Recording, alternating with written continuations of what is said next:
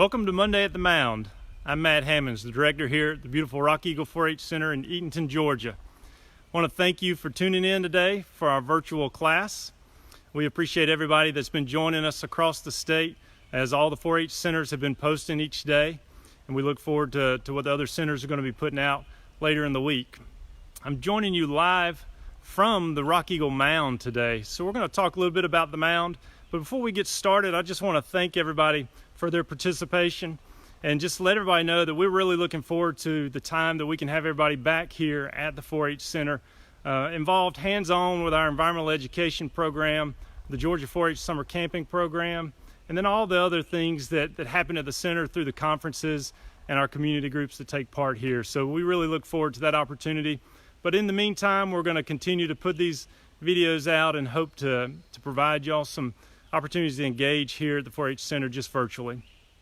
So I'm going to go ahead and start talking a little bit about the mound and share with you, if I can figure out how to operate this. So we are, as I mentioned, at the mound. You can see as we're here at the approach trail, we've got beautiful blue skies, got some nice clouds. We're thankful for the nice weather. We're thankful that everyone hopefully was safe last night with all the weather that came through the state.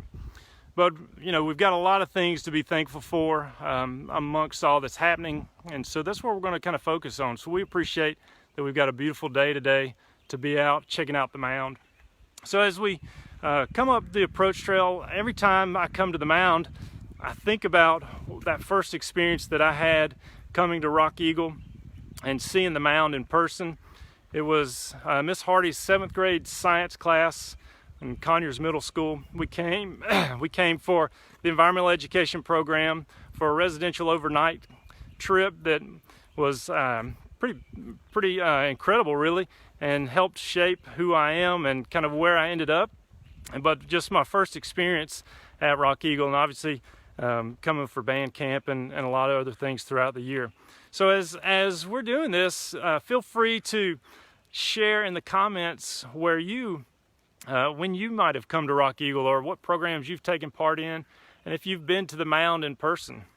But as we come to the mound, there's a few things that you probably initially notice. You're going to see a fence, you're going to see a pile of rocks, and you're going to see this tower. We're going to talk about each of those as we do our tour. So thinking about this fence, what's the deal with that? You know, the mound, one of the things that you'll continue to hear me communicate today is that while the mound is significant, we don't know a lot about the history, and there's a fair amount of unknowns about the mound. But we do know that it was built many years ago. It's estimated that it was built during the woodland time period, roughly about 1,500 years ago. And no recorded history of the mound or what its original construction was for. But knowing that it was prehistoric, it was built for a group that had some significance here, we want to preserve this space. And oftentimes places like this are disrupted, whether it's through looting or through people taking things and just overall vandalism. And so we have the fence here just to protect it, just because a lot of historical places need our help and need preservation. And so we're excited to have the mound here and to share it. The other thing you'll see is just this huge pile of rocks. And once we get up to the top of our observation mound, you're going to be able to see the formation of the mound, and we'll kind of talk about what it looks like and give everybody the opportunity to make some guesses as to what they think the mound may actually be. The other thing I mentioned is our tower, our observation tower. The observation tower, as well as the fence, was built in the mid-30s by the WPA, the Works Project Association, one of Roosevelt's New Deal programs to put Americans back to work. And at its peak in the mid-30s, the program employed more than 3 million people across the country, giving them jobs in various trades, some of it in skilled trade, building, construction. A lot of our roads were initially created through that program. Also, a lot of literature was written, documentation about the communities across the state through the WPA project. So you can see just this granite tower is just this beautiful construction. It's been here since, as I mentioned, 1936. And we're going to step into the tower, and you'll see the original construction of the stairs. It's a beautiful building if you've not been here before. And what we're going to do is, as I make my trek to the top of the tower mound, I'm going to step back outside so that you can get another perspective of the outside, because I'm going to count the steps as I go and give you the opportunity before I start to guess how many steps it will take to get to the top of the mound. Now, counting the bottom floor where I'm going to enter, we've got 4 stories, the basement or the entry level, and then we've got 3 observation areas. So in the comments, I'm going to give you an opportunity now to put how many stairs do you think there are to the top of the mound. So go ahead and get those in. And the person that has the closest count to the number of stairs in our live presentation is going to win an all-expense t-shirt, all-expense paid t-shirt from the Rock Eagle Canteen. And so what I'm going to do is we'll reach out to whoever that winner is at the end to get their information so that we can send them their t-shirt from Rock Eagle. And we'll get the correct shirt size because we want to make sure it fits. All right, so I'm seeing a lot of guesses from 24 to 206, 84. Some of the 4-Hers are guessing 100. Linda Coons got 22. I see that. Krista Martin, hey, we miss you. Hope things are going well. All right, Lee says 150. So here we go. We're going to start. I'm going to count. We're going to say 1, 2, 3, 4, 5, 6, 7, 8. On a little platform, 9, 10, 11, 12, 13, 14, 15, 16, 17, 18, 19, 20, 21, 22, 23, 24, 25, 26, 27, 28, 29, 30, 31, 32, 33, 34, 35, 36, 37, 38, 39, whoa, 40, 41, 42, 43, 44, 45, 46, 47, whew, and I'm out of breath. All right, so 47 is our total. So once the video is over, we'll go back, look at those counts, those estimates, and we'll decide who was the correct, who had the closest number count. So here we are. I'm out of breath, and you can see the mound. So the mound is called the Rock Eagle Effigy Mound. We call it an effigy. Does anybody know why?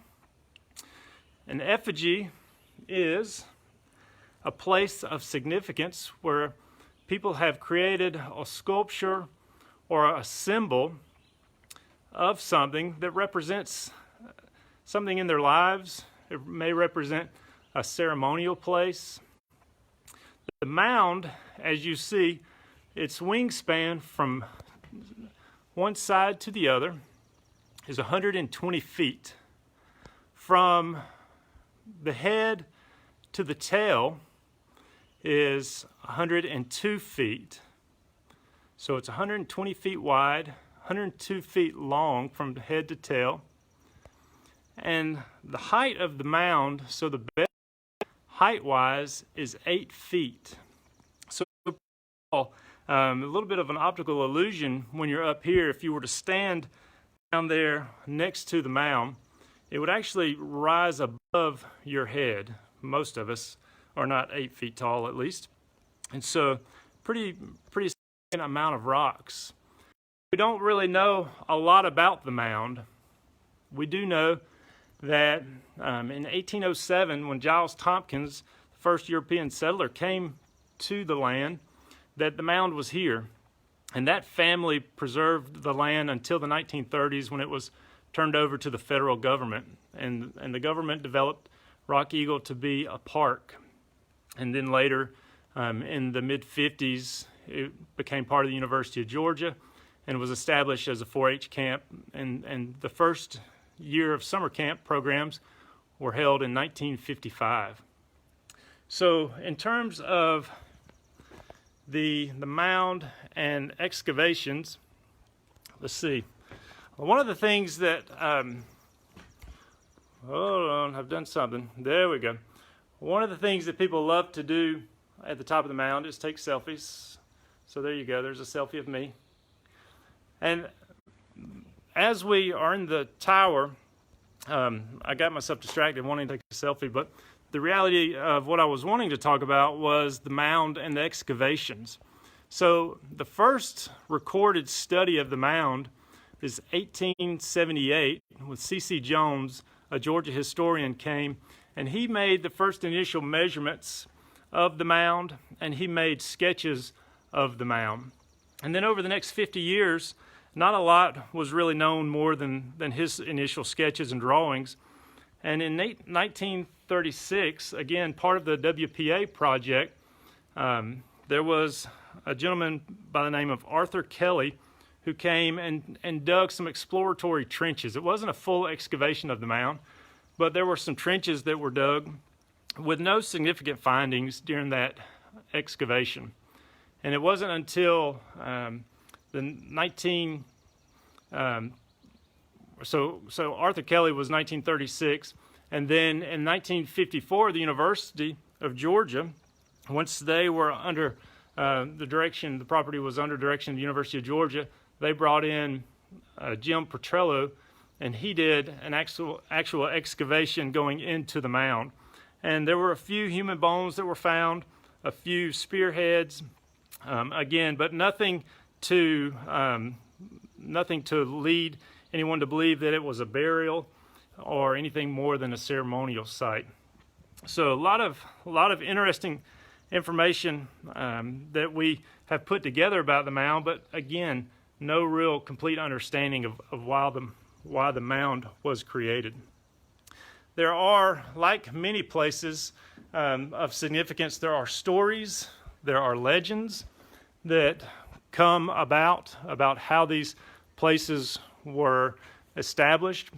One of the stories that is shared through the summer camping program is where an Indian warrior and a maiden were in love, and the warrior left for battle, and while he was gone, an eagle came and took his princess, and she was killed. And then he came back to seek revenge for the death, and he killed the bird, but in the midst of killing the bird was injured and died himself.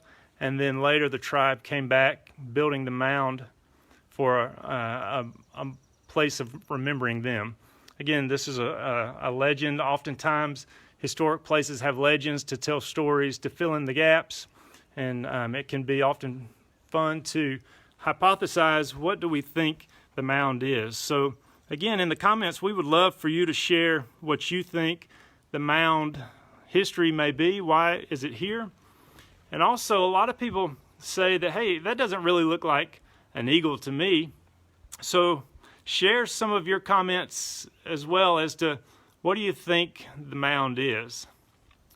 Some of the common ideas is that it might look like a buzzard.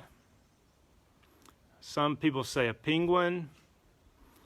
I've heard that it looks somewhat like a turtle. But at the end of the day, I think rock eagle sounds a lot better than maybe rock buzzard or penguin.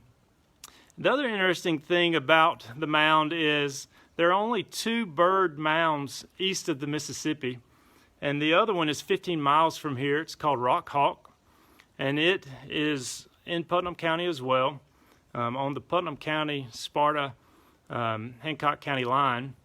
And so another place that would be great if you had an opportunity to get out, to go and check out Rock Hawk. They have a lot of nice trails and spaces to enjoy just being outside, and they also have an observation tower at that effigy as well. So I want to thank you for joining me today. Hope that this has been enjoyable, has filled some of your time with some fun things to see at Rock Eagle. For those of you who've been here before, hopefully this kind of jogged your memory of some great experiences you've had at the 4-H Center. For those that have not been to Rock Eagle, we hope and look forward to an opportunity when you can be here to take part in either our environmental ed program, our summer camping programs. We have community programs as well throughout the year. Tomorrow is Tuesday, and Tuesday is Tuesday at Tybee. And so we look forward to the Burton 4-H Center's video tomorrow afternoon between 2 and 4. And they'll have that posted on their website. Rock Eagle will share it on our site as well. And we hope that all of you have a great afternoon, are staying safe, and looking forward to when you can be back here at the center. Have a great day.